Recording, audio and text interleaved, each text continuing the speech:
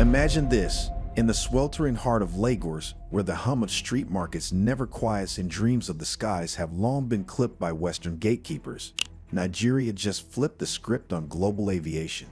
No fanfare, no red carpets, just a quiet nod from the Civil Aviation Authority to fast-track certification for China's C919 jet. That's right, Africa's powerhouse, with its 230 million souls hungry for wings, is eyeing the bird built in Beijing to soar its skies, even as Europe's top regulators clutch their pearls and whisper it'll take 3 to 6 years to approve it. Boeing? Panic mode. Airbus? Sweating bullets. And here's the kicker that should have every Pan-African heart racing. This isn't just about planes. It's a sly wink at sovereignty, a brazen dismissal of the duopoly that's kept Africa grounded for decades. What if this one move unravels the threads of colonial-era control in the clouds?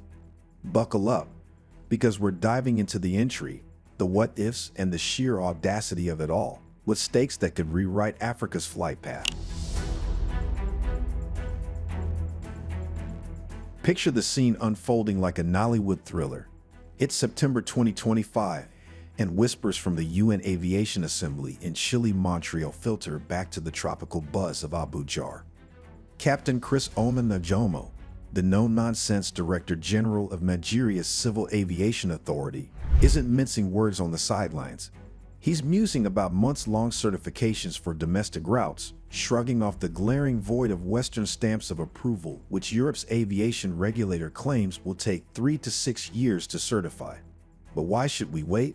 COMAC, the state-backed Chinese plane maker behind the C919, has been cozying up, dangling offers of maintenance crews, pilot training, and even dry leases.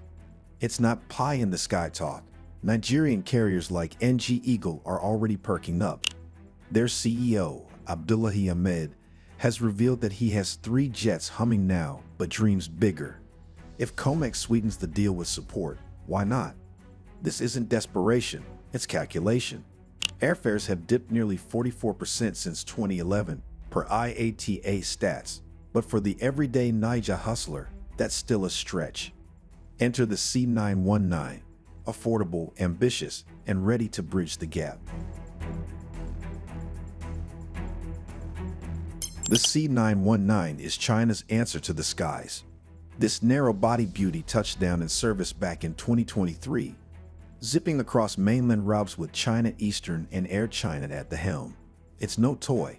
Think a sleek rival to the Airbus A320 or Boeing 737, packed with overseas guts like those LEAP engines from GE Aerospace and French engine maker Safran.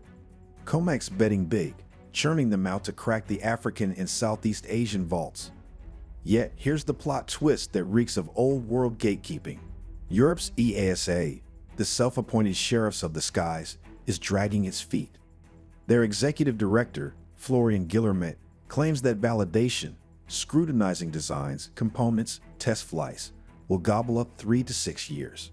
Why the stall? Is it safety theater, or a subtle squeeze on a newcomer daring to nibble at the pie?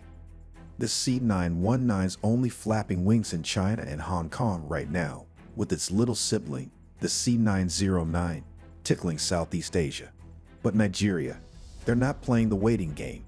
Bypassing the timeline, they're forging ahead, potentially greenlighting it for local hops sooner than you can say tarmac tango. What does that whisper to the world? That rules aren't etched in Western stone. They're negotiable, especially when your continent's been sidelined too long. To fully appreciate the unease emanating from industry leaders, one must examine the established order in aircraft manufacturing. The sector is predominantly controlled by Boeing, an American corporation renowned for its commercial jets alongside contributions to defense and space exploration, and Airbus, a European multinational that excels in commercial, business, and military aircraft, as well as helicopters.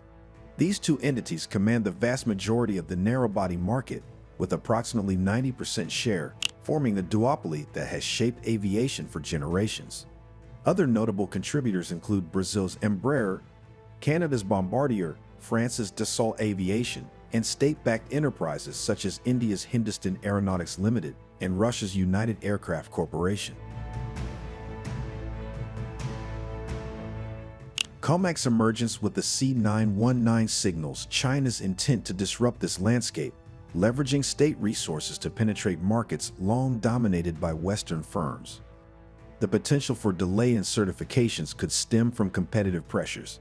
After all, Boeing and Airbus grapple with extensive order backlogs and delivery delays that frustrate airlines worldwide. Should nations like Nigeria embrace Chinese alternatives, the consequences could be profound. Reduced pricing pressure might force the duopoly to lower costs or innovate more aggressively, while diversified supply chains could redistribute economic benefits toward the global south. Furthermore, a shift in fleet preferences might erode market share, impacting employment and investment in traditional hubs. What would transpire if African and Asian carriers increasingly opt for COMAC products, bypassing Western validations? The result could be a more multipolar industry, where geopolitical alliances influence procurement as much as technical merits. And Nigeria? Bold doesn't cover it. This is defiance wrapped in green-white-green silk. As Africa's most populous pulse, it is done twiddling thumbs for Brussels' blessing. Sovereignty isn't a buzzword, it's survival. By courting the C919, we're not begging. We're bargaining on our terms, with COMAC tossing in the full toolkit. Tech transfers, local jobs, routes that knit the continent tighter. This could ignite a firestorm. Sparks are already flying elsewhere. Cambodia and Brunei have inked early orders, eyeing commercial ops with China-Thai coziness. Indonesia's Transnusa, fresh off COMAC's ARJ21 debut overseas, is sizing up the C919 for its booming lanes. Vietnam's mulling barrier-busting regs, Laos lurking in the wings, and Malaysia? Eurasia's Tony Fernandez is in deep chats for buys and partnerships. Nigeria is the African torchbearer, but this list? It's a who's who of the global south, primed to swell with more like Ethiopia or Kenya sniffing opportunity. What if this becomes the blueprint? A cascade of certs, leases, fleets flipping eastward. It's not just planes, it's power. Air travel exploding in regions starved for it, diversification dodging duopoly droughts, costs crashing to lift the masses. The advantages for Nigeria in adopting the C919 are multifaceted and compelling. For local carriers, the jet offers a cost-effective alternative that could enhance fleet expansion, reduce operational expenses, and improve connectivity across domestic routes. COMAC's commitments to localized maintenance and training would foster skill development and job creation, contributing to economic self-reliance.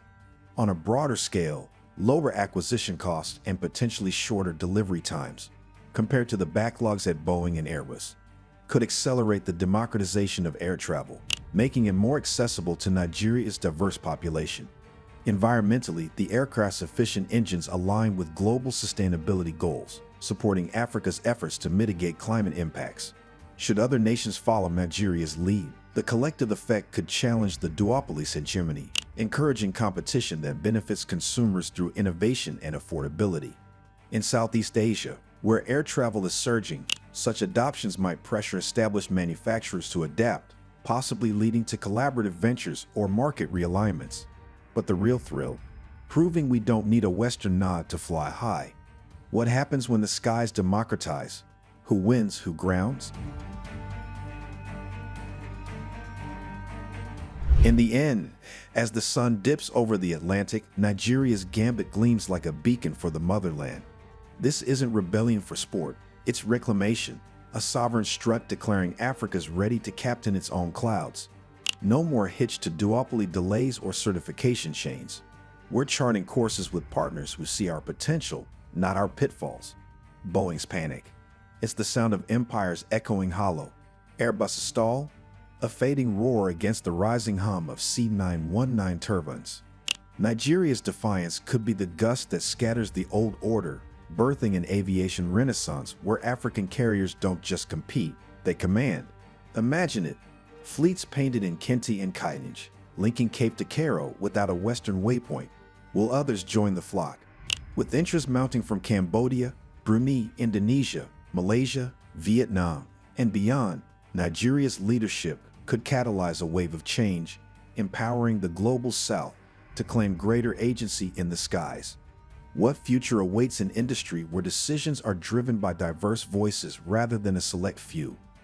Africa's ascent in aviation may well mark the dawn of a new era, one defined by resilience, innovation, and unyielding pursuit of progress. Your perspective matters.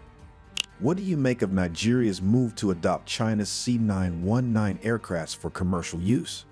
Share your thoughts and insights in the comments section below. If you like this video, be sure to subscribe to the New Africa Wealth and turn on the notification bell so you don't miss any of our informative future videos.